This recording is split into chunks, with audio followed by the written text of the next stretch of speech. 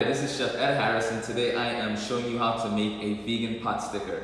Really tasty and super easy to make, so just follow along. Ingredients for this pot sticker: we have chopped carrots, shiitakes, scallions and garlic, corn, chopped chilies, garlic, and then our sauces, which is our oyster sauce, sesame oil, soy.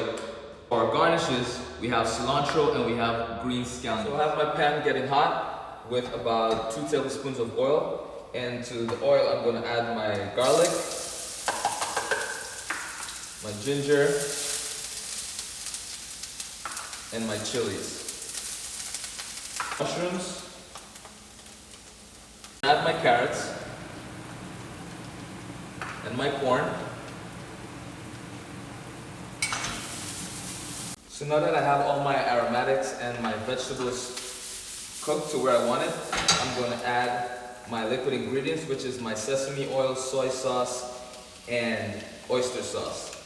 So after your filling is made, you want to make sure that it's cool completely before you start making your dumplings. Alright, so a little bit of filling on the inside, and you want to just put water on half of your dumpling, and then you want to seal it.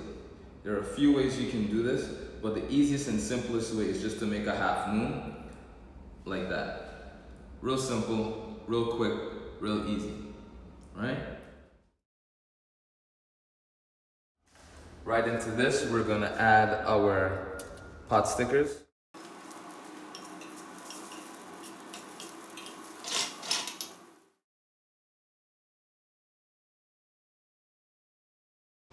Garnish it with some scallions, a little bit of fried shallots, and then some cilantro.